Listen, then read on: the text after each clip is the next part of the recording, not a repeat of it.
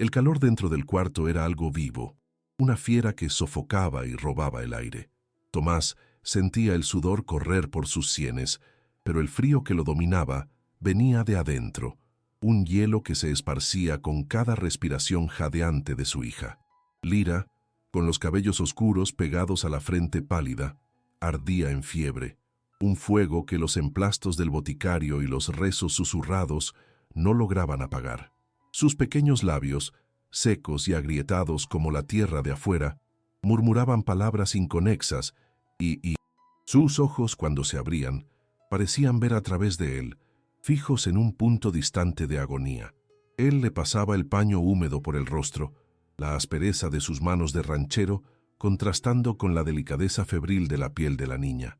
La desesperación era un nudo en su garganta, silencioso y brutal, pues él sabía que la vida de ella se desvanecía como el agua escasa en los pozos secos del pueblo.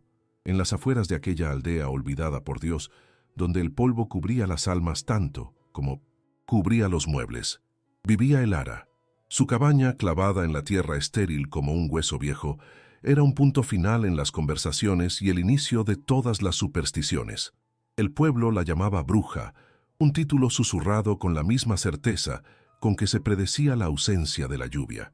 Los niños no jugaban cerca de su cerca torcida, y los más viejos se santiguaban al verla de lejos, una silueta esbelta recogiendo hierbas bajo el sol despiadado. Para ellos, su reclusión era la prueba de un pacto sombrío, y la sequía, el castigo manifiesto de su presencia. No veían el dolor en sus ojos, un eco de una pérdida antigua y violenta, ni la soledad que se anidaba en su pecho como un pájaro de alas rotas. Elara simplemente existía, respirando el aire cargado de odio y polvo, un fantasma vivo atormentado por memorias que el viento insistía en no llevarse. La rutina de Elara era un ritual de silencio y polvo. Se despertaba con el primer rayo de sol, un hilo de luz pálida que cortaba la penumbra de su cabaña, revelando los manojos de hierbas secas colgados del techo, cada uno un secreto, una cura o un veneno, dependiendo de quién contara la historia.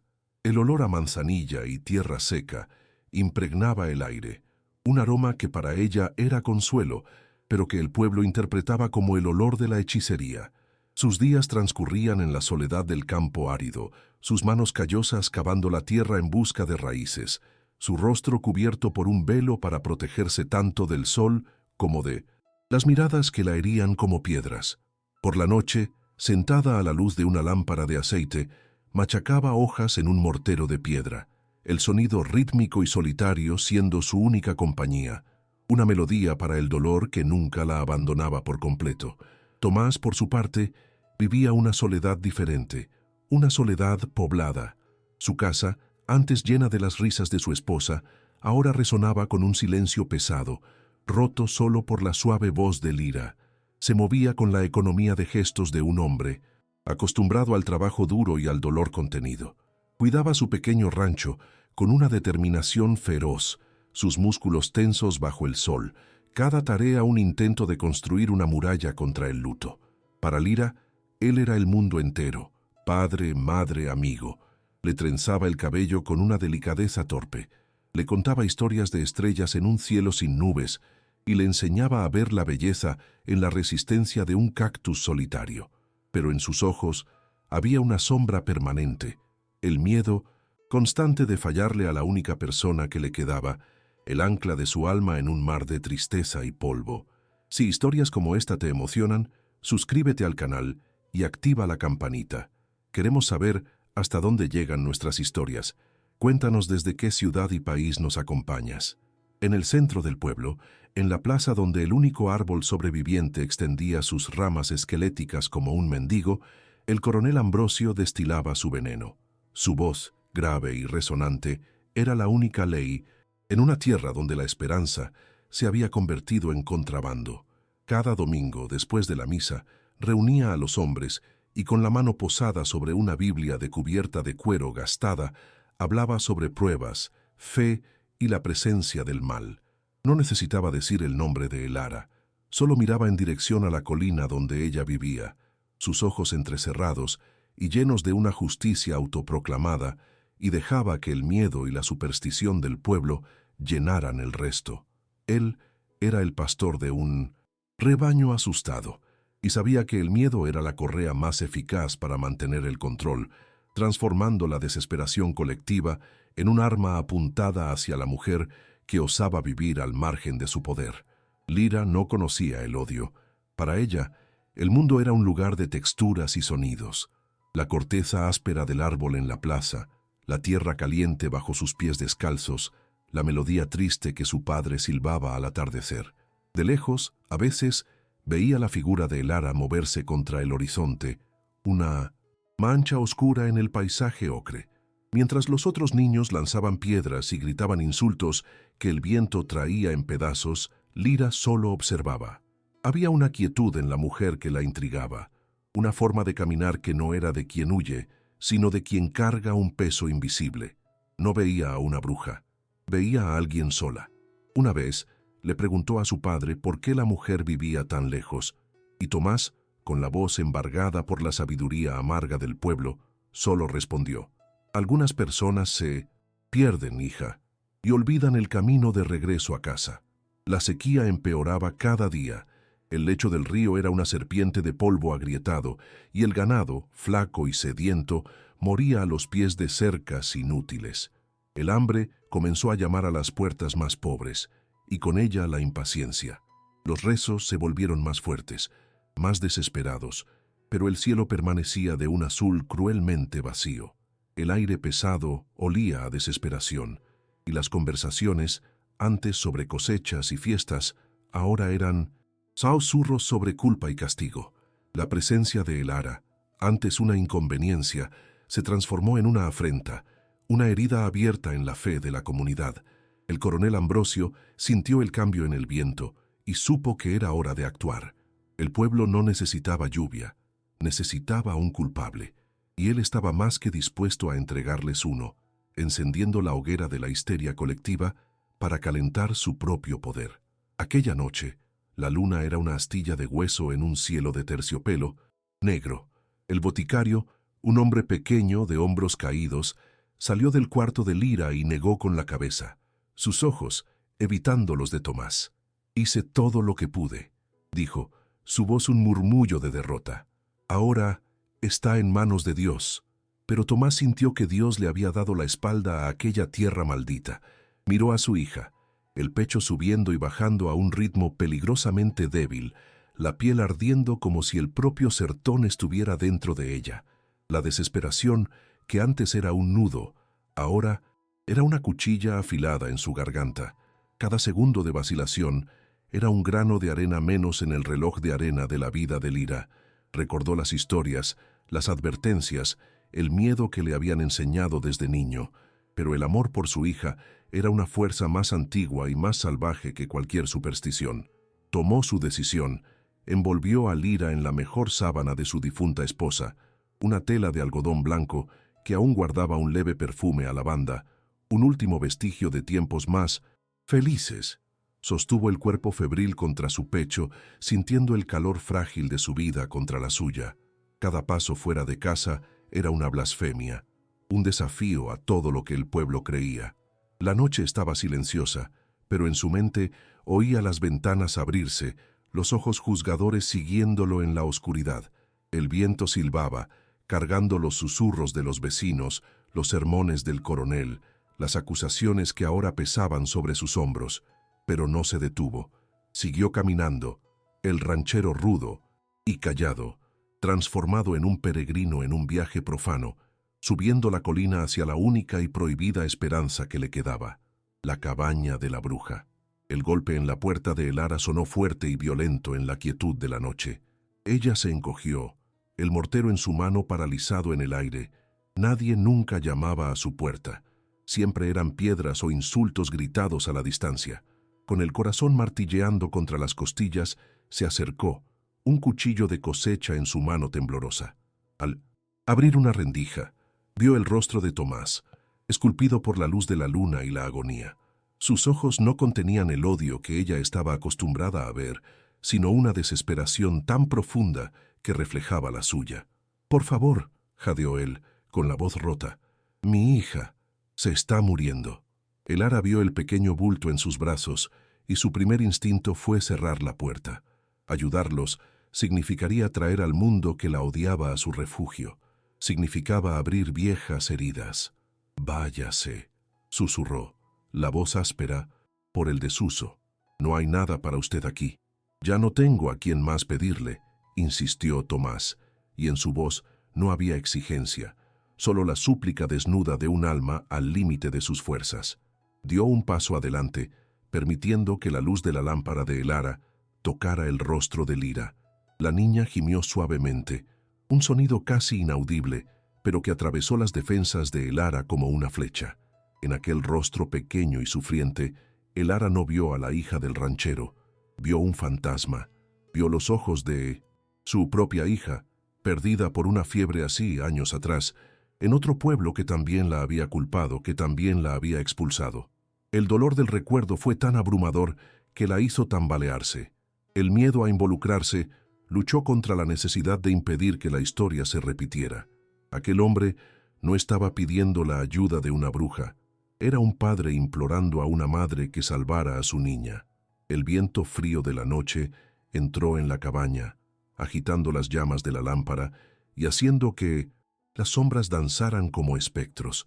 Por un largo momento, el único sonido fue el silbido del viento y la respiración difícil de Lira. Elara miró el rostro exhausto de Tomás, luego a la niña, y se vio a sí misma en ambos. Vio la soledad de él, el miedo de ella, y la tragedia que los unía en aquella noche improbable. Con un suspiro que pareció cargar el peso de años de luto y aislamiento, abrió la puerta por completo. «Entre», dijo, su voz ahora firme, resignada. «Póngala cerca del fuego». Al cerrar la puerta tras ellos, el sonido de la madera golpeando contra el marco fue como un veredicto. No solo estaba albergando a un padre desesperado y a una niña enferma, estaba dejando entrar al mundo que la había destruido, arriesgándose a perder la poca paz que había conquistado en su amarga reclusión. La cabaña, que desde fuera parecía sombría, por dentro era un santuario de olores y orden. Manojos de hierbas creaban un dosel aromático y vasijas de barro con bálsamos y polvos estaban alineadas en estantes de madera. Elara se movió con una eficiencia silenciosa e hipnótica. Puso agua a hervir, sus manos escogiendo hojas y raíces con una sabiduría ancestral. El olor a eucalipto y romero pronto llenó el aire, un vapor curativo que parecía luchar contra el olor a enfermedad que Lira traía consigo. Tomás se sentó en un rincón, inmóvil como una estatua, el machete aún en su funda, sus ojos nunca apartándose de la hija o de la mujer que ahora tenía la vida de ella en sus manos. No entendía sus métodos, pero veía la reverencia con la que tocaba cada hoja, la concentración en su rostro. No era la magia negra de los sermones, sino un conocimiento profundo y respetuoso de la tierra. Las horas se arrastraron, marcadas solo por el crepitar del fuego y el borboteo de la infusión. Elara aplicó compresas de hierbas en la frente y el pecho de Lira, susurrando palabras suaves, no de encantamiento, sino de consuelo, como lo haría cualquier madre. Le dio a la niña un té oscuro y, amargo, gota a gota, forzándolo entre sus labios secos. Tomás observaba, un torbellino de esperanza y miedo batallando en su interior. Veía la delicadeza en los dedos de Elara, la ausencia de cualquier malicia en sus ojos. La imagen de la bruja, construida por años de rumores y miedo, comenzó a desintegrarse, reemplazada por la visión de una mujer herida, fuerte e increíblemente gentil. Al amanecer, cuando los primeros rayos de sol grisáceo se filtraron por las rendijas de la ventana, Lira suspiró profundamente, y por primera vez en días su frente estaba apenas tibia al tacto. La fiebre había comenzado a ceder. La gratitud que inundó el corazón de Tomás fue tan abrumadora que casi lo derribó. Un sollozo silencioso escapó de sus labios y apretó el mango de su machete para estabilizarse. Elara, exhausta, solo asintió, un entendimiento tácito pasando entre ellos. Él no necesitaba palabras, y ella no las quería. Cuando el sol ya estaba más alto, Tomás salió de la cabaña para buscar agua en el pozo casi seco de Elara. Fue entonces cuando el hijo del herrero, un joven que pastoreaba sus pocas cabras por allí, lo vio. El muchacho no dijo nada, solo abrió los ojos de par en par y corrió de vuelta al pueblo, llevando la noticia como si fuera un tesoro maldito. La semilla de la discordia, cuidadosamente plantada por el coronel, había encontrado finalmente tierra fértil. La cura de Lira, que debería ser un milagro, estaba a punto de convertirse en la mecha de una casa de brujas. Al regresar al pueblo a buscar provisiones, Tomás sintió el cambio de inmediato. Las calles, que ya eran tranquilas, guardaron un silencio absoluto a su paso. Las puertas se cerraron, las conversaciones murieron. En la tienda del señor Jacinto, el lugar donde los hombres se reunían para compartir noticias y mentiras, fue recibido con un muro de espaldas. Pidió harina y sal, y el dueño le sirvió sin mirarlo a los ojos, dejando el cambio sobre el mostrador como si el dinero de Tomás estuviera contaminado. El aislamiento era una fuerza física, una presión en el aire que lo empujaba hacia afuera. Caminó de regreso a su rancho con la cabeza en alto, pero cada paso era pesado.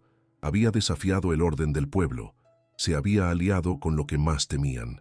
Sabía, con una certeza fría, que la batalla por la vida de Lira aún no había terminado. De hecho, apenas comenzaba. La noticia de la cura de Lira se esparció por el pueblo no como un bálsamo, sino como veneno.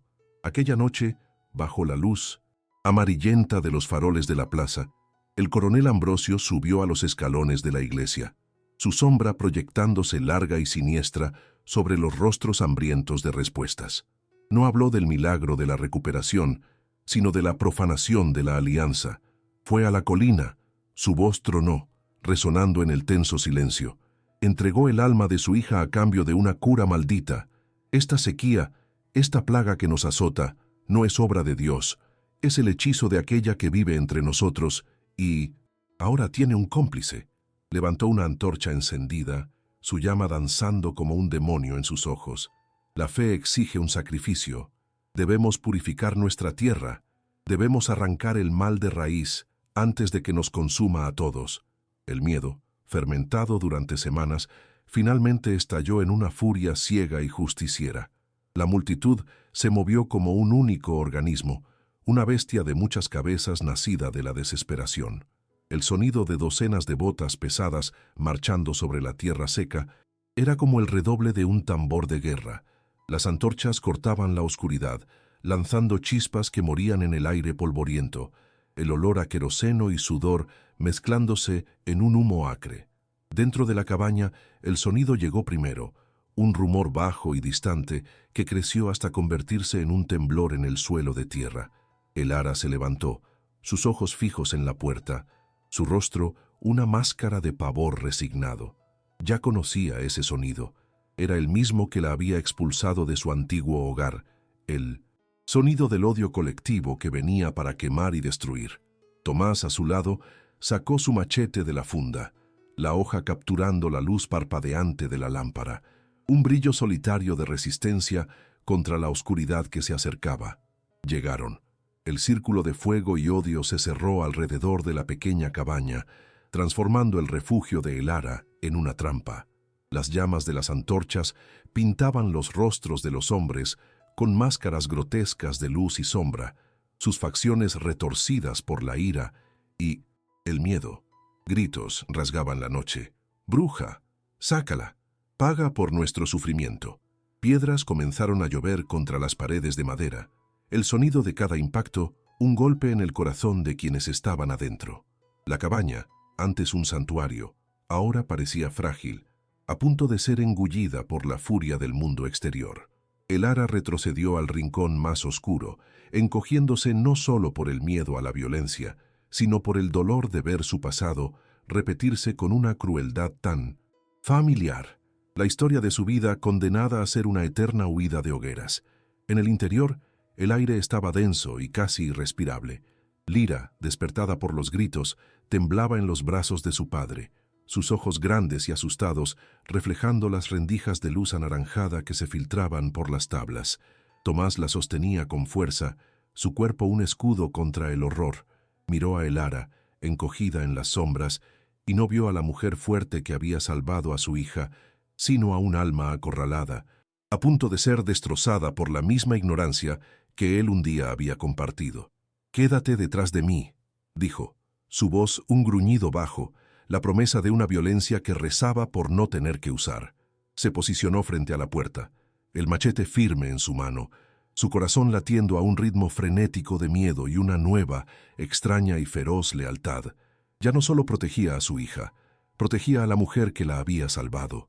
«Tomás», la voz del coronel Ambrosio sonó desde afuera, untada con una falsa autoridad piadosa. «Abre esta puerta, no seas necio. Entrega a la hechicera y serás perdonado. Tu hija fue curada, pero ¿a qué costo? Su alma está en peligro. El alma de todo este pueblo está en peligro. Abre en nombre de Dios y déjanos hacer lo que se debe hacer». La presión de la multitud aumentó, el sonido de la madera comenzando a crujir bajo la fuerza de los hombros que empujaban la puerta. Cada palabra del coronel era un martillazo, poniendo a prueba la resolución de Tomás, tratando de quebrar su coraje con el peso de la fe distorsionada y la condena pública. Estaba solo contra todos, una única barrera entre el orden frágil de su nuevo mundo y el caos de la turba de afuera. El momento de la elección final había llegado, pero antes de que Tomás pudiera responder, antes de que la puerta cediera, algo inesperado sucedió. Con una fuerza que sorprendió a su padre, Lira se soltó de sus brazos. La puerta, ya debilitada, se abrió con un crujido bajo el pequeño empujón de sus manos. Por un instante, el tiempo se detuvo. La multitud retrocedió, enmudecida por la aparición surrealista de la pequeña figura parada en el umbral, vestida con un camisón blanco que brillaba bajo la luz de las antorchas, su rostro pálido pero sereno. No había señal de la enfermedad que la había consumido, solo una claridad impactante en sus ojos. No miró a los hombres ni a las llamas. Sus ojos encontraron los de Elara, que se había levantado, paralizada entre el instinto de jalarla hacia adentro y el shock de su valentía. El silencio de la multitud era más ensordecedor que sus gritos. Ignorando el círculo de hombres armados y el muro de odio, Lira caminó con pasos firmes e infantiles en dirección a Elara. La mujer, que durante años se había protegido del tacto y la conexión, se quedó inmóvil, vulnerable bajo la mirada de todo el pueblo. La niña entonces hizo lo impensable. Envolvió las piernas de Elara con sus brazos pequeños y frágiles, un abrazo de pura e inquebrantable confianza. Apoyó el rostro en la falda raída de la mujer, un gesto de protección que invertía todas las lógicas de aquella noche. Mirando a su padre, que la observaba con el corazón en la garganta, susurró, pero su voz sonó clara en el tenso silencio, cargada de una verdad que desarmaba cualquier acusación. «Papá, ella tiene alas de ángel». Las palabras, tan simples y puras, flotaron en el aire, una gota de inocencia en un océano de veneno. Aquel gesto, aquellas palabras, fueron la chispa que encendió el alma de Tomás. El miedo que lo paralizaba se transformó en una furia fría y clara. Vio la verdad, no en los sermones del coronel, sino en la valentía de su hija de 6 años. Vio el bien, no en las antorchas de la justicia, sino en el abrazo que protegía a una mujer inocente. Con un paso decidido, salió de la cabaña y se plantó frente a las dos, su cuerpo una barrera infranqueable. No levantó el machete para amenazar, sino que lo sostuvo al lado de su cuerpo, una extensión de su voluntad. Su mirada recorrió a la multitud, pasando por cada vecino, cada rostro familiar, y se posó finalmente sobre el coronel Ambrosio. El ranchero silencioso, el hombre que se doblegaba a las reglas, había muerto. En su lugar había un guardián, un hombre que finalmente entendía lo que significaba luchar por algo más grande que su propia supervivencia. Su voz, cuando habló, no fue fuerte, pero cortó el aire con el peso de la convicción. «Mírense», comenzó, cada palabra una piedra lanzada contra su hipocresía. «Escondidos detrás de antorchas, porque le tienen miedo a la oscuridad, culpando a una mujer solitaria, porque tienen miedo de admitir su propia debilidad. ¿Dónde estaba su fe cuando mi hija moría? ¿Dónde estaba su ayuda? Esta mujer», dijo, señalando a Elara que lo miraba con los ojos llorosos, «no pidió nada, y lo dio todo. Ella no trajo la sequía. La sequía está en sus corazones. Está en el corazón del hombre que les dice que el odio es el camino de Dios. Dio un paso adelante, encarando al coronel directamente, el brillo de las llamas danzando entre ellos. Si quieren tocarla, tendrán que pasar sobre mí primero. La noche contuvo el aliento, esperando la explosión o el milagro. El desafío de Tomás quedó suspendido en el aire, pesado e irrefutable. Por un instante nadie se movió. Las llamas de las antorchas parpadeaban, lanzando sombras vacilantes sobre rostros ahora inciertos. La furia de la multitud, antes una ola unánime, se fragmentó en decenas de dudas individuales. Miraron al ranchero, cuya valentía parecía tener la solidez de una roca, a la niña que abrazaba a la bruja como a una santa, y al coronel, cuya expresión de justicia divina comenzaba a desmoronarse, revelando al hombre mezquino y hambriento de poder que había debajo. El viento, que durante meses solo había transportado polvo y susurros de odio, pareció detenerse, como si la propia naturaleza estuviera conteniendo la respiración. El coronel Ambrosio abrió la boca para hablar, para reavivar la llama del miedo, pero ninguna palabra salió. En aquel silencio absoluto, la verdad de Tomás resonaba más fuerte que cualquier sermón. Su poder, construido sobre la desesperación ajena, se derrumbó sin un solo golpe. Y entonces sucedió. Una única gota, fría y pesada, cayó en la frente de Tomás. Luego otra en su hombro, y otra más. Un murmullo incrédulo recorrió a la multitud cuando todos levantaron sus rostros al cielo. De la negrura impenetrable, las primeras gotas de lluvia comenzaron a caer, tímidas al principio, luego con una urgencia creciente, como si un dique celestial se hubiera roto. El olor a tierra mojada, un aroma casi olvidado, subió del suelo, un perfume de perdón y renacimiento. Las antorchas, símbolos de su ira, comenzaron a sisear y a apagarse una a una, la oscuridad siendo llenada no por el miedo, sino por el sonido glorioso y redentor del agua. Los hombres miraron sus propias manos, ahora inútiles, y luego a Elara, no como la causa de la sequía, sino como la testigo improbable de su fin. La lluvia lavaba el polvo de sus cuerpos y lentamente la vergüenza comenzaba a lavar el odio de sus almas. Uno por uno dieron la espalda. No hubo palabras ni disculpas, solo el sonido de los pasos alejándose en el barro que comenzaba a formarse. La multitud se disolvió en la noche lluviosa, dejando atrás solo al coronel Ambrosio, solo bajo el agua que caía, su autoridad extinta, su figura patética encogida contra la tormenta que no pudo prever ni controlar. La lluvia caía fuerte ahora, una cortina de plata que limpiaba el mundo. Tomás finalmente envainó su machete y se dio la vuelta. Lira todavía abrazaba a Elara, pero ahora miraba la lluvia con una sonrisa radiante. Elara, por primera vez en años, no se encogió ante el contacto.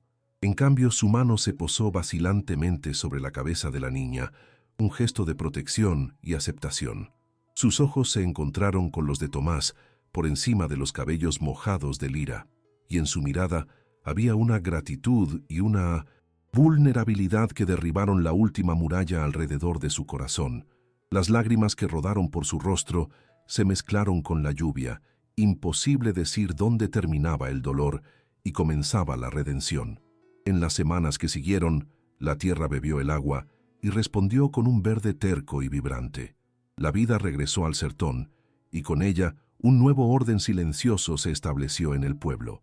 El coronel Ambrosio se encerró en su casa, un rey depuesto en un reino de un solo hombre.